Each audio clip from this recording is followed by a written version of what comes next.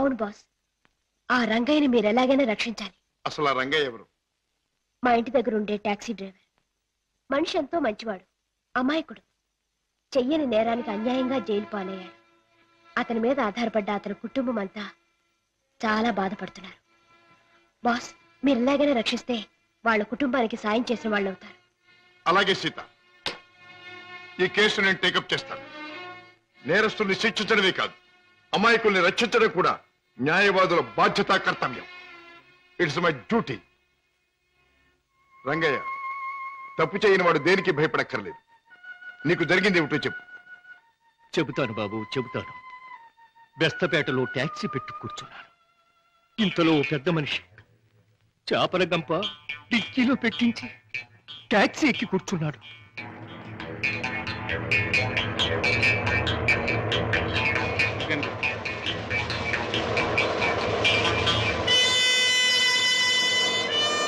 Stop stop stop.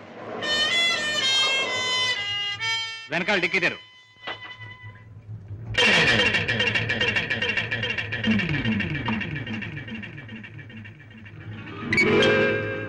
ఈ చేపల గంప ఎవరిది? నాది కాదు సార్, ట్యాక్సీలో వచ్చిన వారిదండి. అలాగా?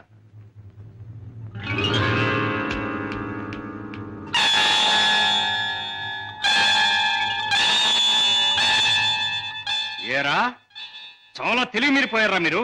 నాకేం తెలియదు సార్, ట్యాక్సీలో ఉన్న పెద్ద మనిషిదేనండి. ట్యాక్సీలు ఎవరు లేరు సార్. దొంగ వెధవ, పోలీసులు కళ్ళు కప్పి బంగారం రవాణా చేస్తావా? పట్టుబడగానే లేని పెద్ద మనిషి పేరు చెబుతావా? నీ సంగతి, నీ ముఠా సంగతి తెలుస్తాను. తప్పు చేసినాడు, తప్పించుకున్నాడు, నేను జైలు పాలయ్యాను. బాబుగారు, రోగిష్టి నా భార్య, విటోడైన నా కొడుకు, మొగుడు విడిచిపెట్టిన నా కూతురు, నేను లేకపోతే అనాథలైపోతారు బాబు. రంగయ్య, బాధపడక. నేరస్తుడు తప్పించుకుపోలేడు. అన్యాయంగా చట్టం చేతిలో ఎరుకున్న నిన్ను నేను కాపాడతాను.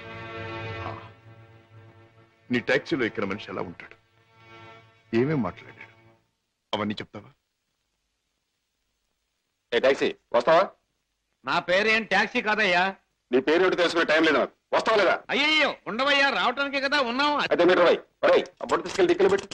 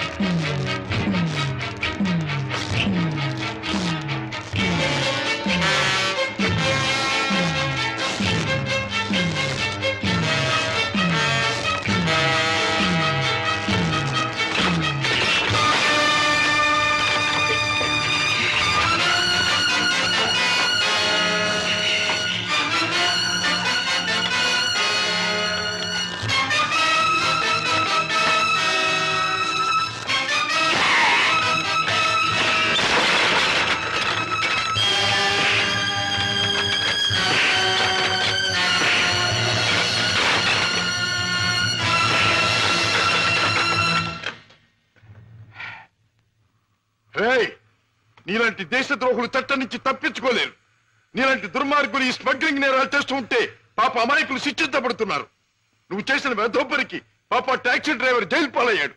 పెద్ద దేశభక్తున్నంటూ నేరస్తులను పట్టుకుంటాను, దేశద్రోహులు శిక్షిస్తానని కబుర్లు చెప్పే నీ ఇంట్లో ఉన్న పెద్ద దేశద్రోహి. రాయ్, ఏమిటే మీ నాన్న ఒక పెద్ద స్మగ్లర్ చేస్తాం.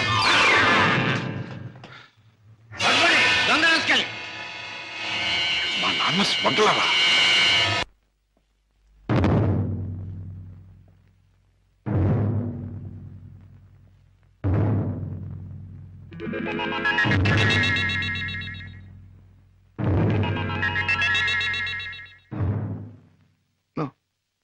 నేను నమ్మలేదు.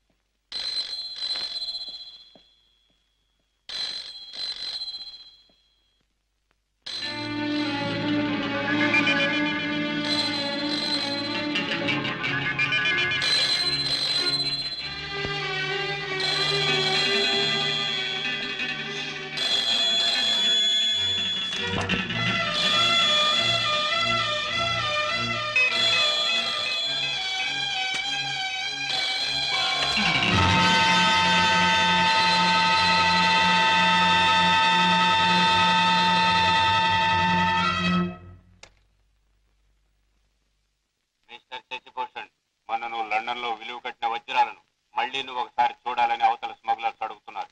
కనుక రేపు మళ్ళీ నువ్వు బయలుదేరాలని బాస్ చెప్పారు.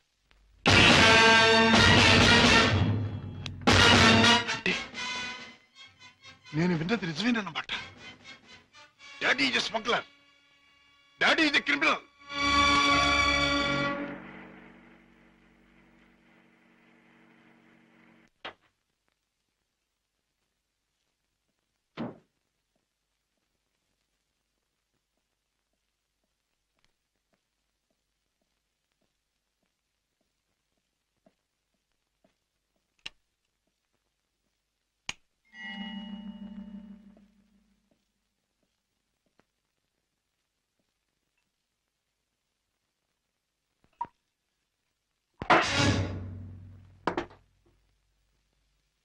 నాకు పోయండి రాజా. అవును, తెలిసిన నిజాన్ని తట్టుకోవాలంటే తాగక తప్పదు. తప్పనిసరిగా నీతో తాగించి ఆ తెలిసిన నిజాలేమిటి? మీకు తెలియదంటారా? నీకేం తెలిసిందంటాను. ఏనాడో తెలియవలసింది, లేదా ఎప్పటికీ తెలియకూడదు తెలిసింది. నేను దండం పెట్టే దేవుడు దారుణమైన రాక్షసుడని తెలిసింది. నాకు అన్నం పెట్టి చేయి అన్యాయంతో చేయి కలిపిందని తెలిసింది. రాజా. అవుండే, మిమ్మల్ని గురించి భయంకరమైన నిజం ఒకటి తెలిసింది. మీరు చేసేది స్మగ్లింగ్ అని తెలిసింది. మీరు నేరస్తులని తెలిసింది. తెలియగానే నేను నమ్మలేదు. ఇప్పటికీ నమ్మాలంటే నా మనసు ఒప్పుకోవటం లేదు. అందుకే మీ నోటి వంటి మీ మాటగా మీరే చెప్పండి డాడీ, మీరు నేరస్తులేనా? చట్టం దృష్టిలో దోషులేనా? మీరు చేసేది సంఘానికి దేశానికి ద్రోహమేనా? చెప్పండి డాడీ, చెప్పండి. మై డియర్ బాయ్, నీకు తెలిసిందంతా నిజమే.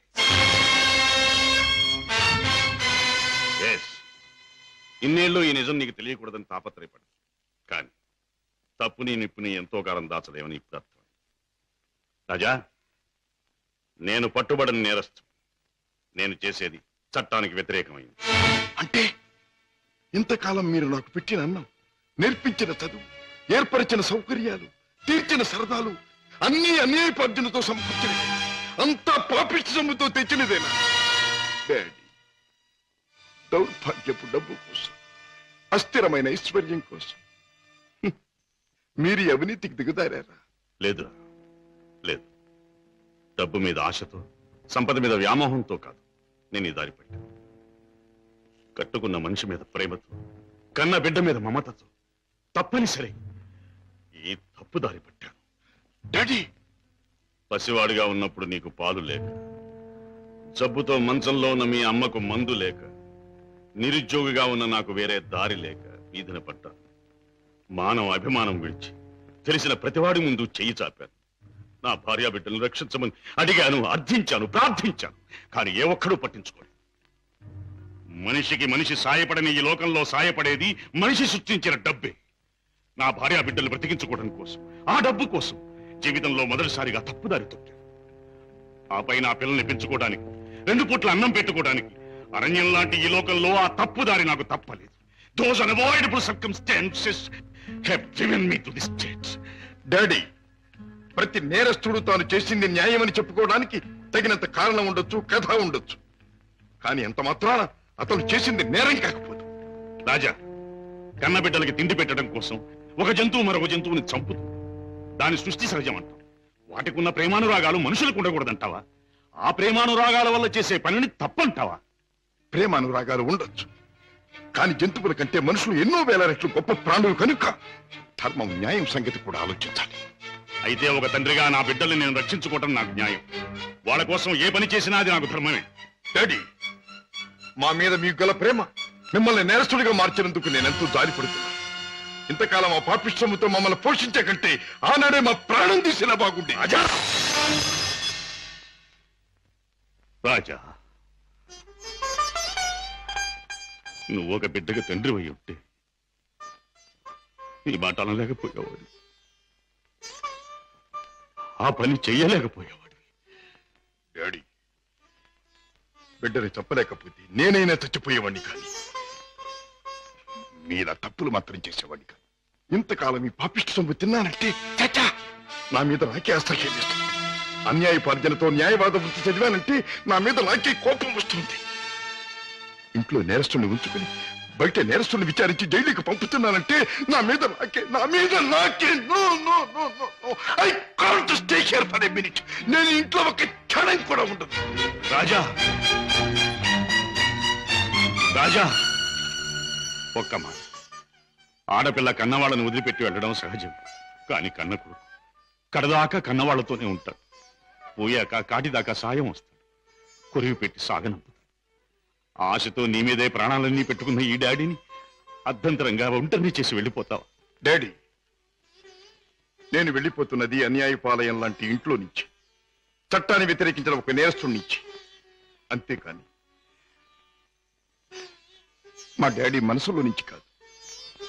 నేనే మీకు కావాలనుకుంటే బ్రతికిన మీ జీవితాన్ని, సంపాదించిన ఆస్తిపాస్తుల్ని, మీ ఇంటిని, మీ సర్వస్వాన్ని మీరు వదులుకోవాలి. ఒక సామాన్యమైన మనిషిగా, మమత నిండి ఉన్న ఒక మామూలు తండ్రిగా ఎప్పుడు మీరు నా గడపలోకి అడుగు పెడతారో అప్పుడు ఆప్యాయతో మీ చేయందుకుంటా, ఆదరంతో మిమ్మల్ని లోపలికి తీసుకుపెడతాను. లేకపోతే ఈ కొడుకే మీకు లీడనుకోండి. Good bye. రాజా, రాజా,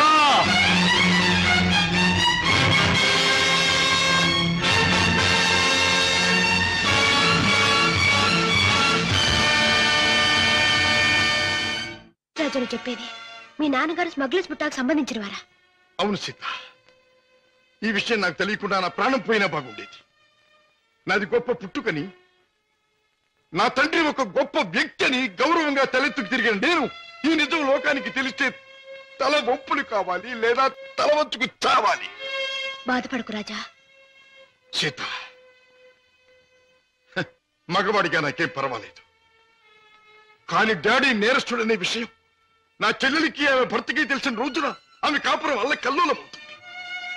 నేరస్తుడి కూతురు తన భార్య అని తెలిసిన రోజున నా బావ ఆమెను అసక్కించుకోవచ్చు, లేదా వదిలేయచ్చు. రాజా, ఆమెకి నిజం తెలియనివద్దు. అవును, మా బ్రతికేమైనా సరే నా చెల్లెలి కాపురం చక్కగా ఉండాలి. అందుకే ఆమెకి నిజం తెలియనివ్వకూడదు. ఏమిటి, అన్నయ్య ఇంట్లోంచి వెళ్ళిపోయాడా? అవునమ్మా, 2 రోజులైంది. అప్పటి నుంచి పెద్దయ్య గారు తిండి కూడా మానేసి తన గదిలో కూర్చుని కుమిలిపోతున్నారు. ఏం జరిగింది రామయ్య? అసలు గొడవ ఎందుకు వచ్చింది? నాకు తెలియదమ్మా. ఇద్దరూ గదిలో ఏదో గొడవ పడ్డారు. రాజాబాబు తనే పోతానన్నాడో పెద్దయ్య గారు పొమ్మన్నారో నాకు తెలియదమ్మా. బాబేడి? తాతగారు తాతగారు. నువ్వా బాబు? రా, కూర్చో. నువ్వైనా వచ్చావు, సంతోషం. మా ఎండిపోయాడా? ఎందుకని? నువ్వు కోపడ్డావా? లేదు బాబు, వాడే నన్ను కోపడి వెళ్ళిపోయాడు. ఉండమని ఏడ్చినా ఉండలేదు. ఏమిటి డాడీ, అన్న ఎందుకు వెళ్ళిపోయాడు? మిమ్మల్ని ఎందుకు కాదనుకున్నాడు? కాదనుకున్నది వాడు, వెళ్ళిపోయింది వాడు. ఈ ప్రశ్న నన్ను కాదమ్మా అడగాల్సింది, వాణ్ణి. చూడమ్మా, మీ అమ్మ చనిపోయినప్పుడు మీ ఇద్దరిని చూసుకుని బతికాను. నువ్వు పెళ్లి చేసుకుని వెళ్ళిపోయినప్పుడు వాణ్ణి చూసుకుని బతికాను. ఇప్పుడు వాడు కూడా వెళ్ళిపోతే ఇంకెవరిని చూసుకుని బ్రతకాలి? ఎందుకు బ్రతకాలి? బాధపడకండి డాడీ, నేను అన్నయ్యతో మాట్లాడతాను. నచ్చ చెప్పి మనసు మార్చి మీ దగ్గరకు వచ్చేటట్టు చేస్తాను. పద్మ, ప్లీజ్, నేనేమి చెప్పలేను, చెప్పను. నన్నేమి అడగకు. నిన్నేమీ అడగనన్నయ్యా, కానీ నేనే ఒక విషయం చెప్తాను విను. అమ్మ పోయాక మళ్ళీ పెళ్లి చేసుకుంటే సవతి తల్లి మనల్ని సరిగ్గా చూడదని మళ్ళీ పెళ్లి చేసుకోవడం మానేశారు ఆయన. తల్లి లేని లోటు పెంపకంలో తెలియకూడదని తనే తెల్లై మనల్ని పెంచారు. పెరిగొస్తున్న మనమే తన సర్వస్వం అనుకున్నారు. ఇలా జీవితంలో ఎంతో త్యాగం చేసి ఎన్నో సుఖాల్ని పోగొట్టుకున్న మన డాడీ ఈ రోజు నువ్వు ఇల్లు విడిచిపెట్టరాగానే ఎంత కుమిలిపోతున్నారో తెలుసా? అన్నయ్య, ఈ వయసులో ఆయన ఎందుకు బాధ పెట్టాలనుకుంటున్నావు? ఎందుకు ఒంటరివాణ్ణి చేసి శిక్షించాలనుకుంటున్నావు? ఎందుకు ఆయన గుండెల్ని గాయపరచాలనుకుంటున్నావు? ఎందుకన్నయ్యా, ఎందుకు? పద్మ, నీ మాటలతో నన్ను వేధించ. వెళ్ళిపో. వెళ్తానన్నయ్యా, వెళ్తాను. కానీ ఒకటి మాత్రం గుర్తుంచుకో, కారణం ఏదైనా దైవం లాంటి డాడీని బాధ పెట్టడం మాత్రం పాపం అన్నయ్య, పాపం.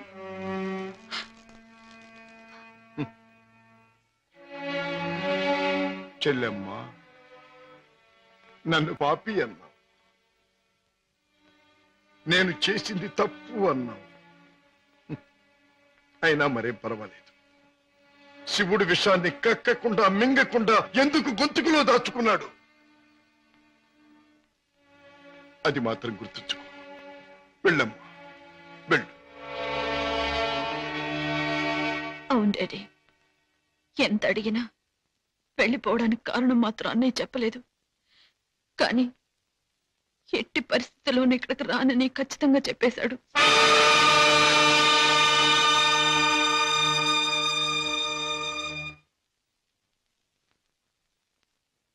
రాజా, అర్థం లేని నా బ్రతుకి అందమిచ్చావు.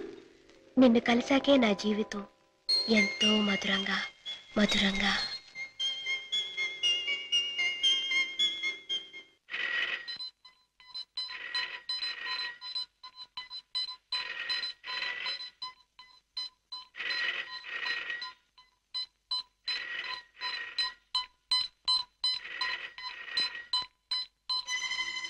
Hello, reason to me first. ఈనాటి నుంచి మీ ముఠాతో నాకు ఎటువంటి సంబంధ బాంధవ్యాలు లేవు. మీకు తెలిసిన శశిభూషణ్ నిన్న రాత్రితోనే మరణించాడు. ఈ రోజు నుంచి కొత్త శశిభూషణ్ కొత్త జీవితం మొదలెడుతున్నాడు. బెదిరించినా భయపెట్టినా లాభం లేదు. నన్ను వదులుకోండి, నన్ను మర్చిపోండి. ఇవే నా పాత జీవితానికి ఆఖరి మాట. బాయ్.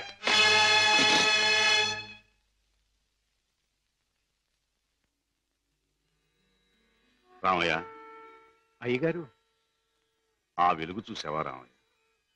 అది రోజు ఉదయించే సూర్యుడు వెలుగు కాదయ్య. నా చీకటి బ్రతుకులో మొదటిసారిగా ఉదయించిన సూర్యుడు. ఆ వెలుగులో కొత్త అందాలతో నా కొత్త జీవితం ప్రారంభమవుతుంది. రామయ్య, నాకు సహాయం చేయాలి. ఏమిటి అయ్యగారు? నాకు ఈ రోజు నీ బట్టల జత ఒకటి కావాలి. అయ్యగారు, ఆశ్చర్యపో, నిజంగానే. ఆస్తి అంతస్తు ఏదీ ప్రదర్శించని అతి మామూలు దుస్తులు కావాలి. నా సంపాదనతో కొన్నది ఏదీ నా దగ్గర ఉండకూడదని నా కొడుకు చెప్పాడు.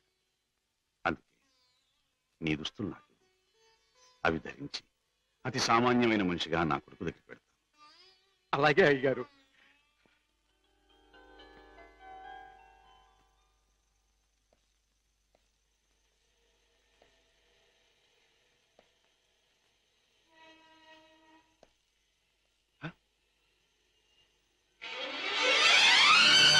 రాజా! డాడీ, నా కోసం వస్తున్నారా?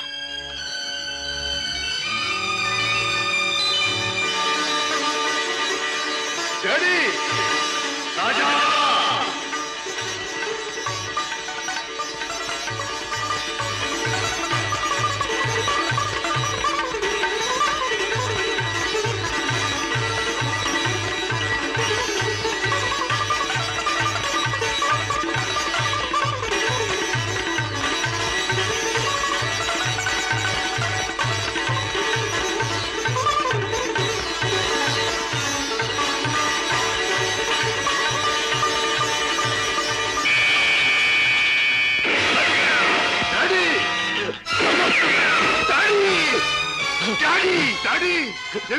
ఏమిటి ఘోరం?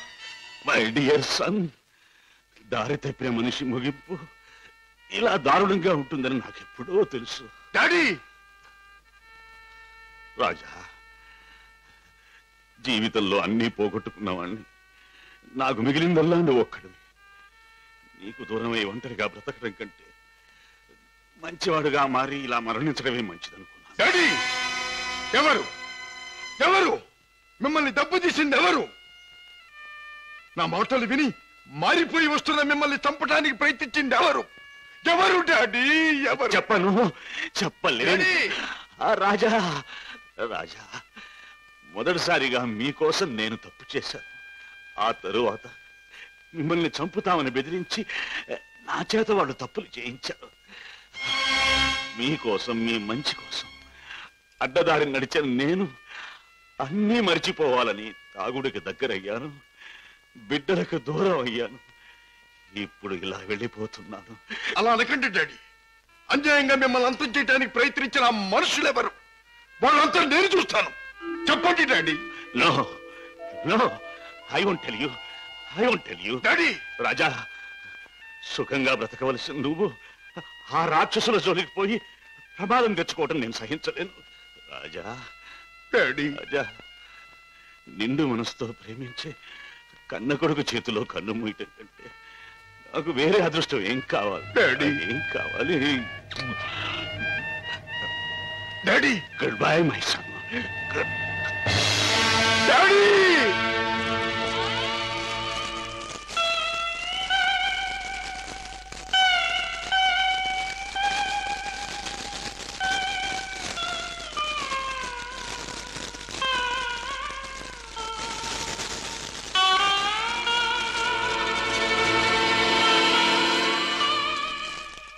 డాడీ, మీ చావుకు కారకులెవరో మీరు చెప్పకపోవచ్చు, కానీ నేను తెలుసుకుంటాను. కన్న కొడుకుగా నా తండ్రిని తప్పిన వాళ్ళ అంతం చూడటం నా కర్తవ్యం. ఆ నా కర్తవ్యం నెరవేరుస్తానని మీ చిట్టి మీద ప్రమాణం చేస్తున్నా.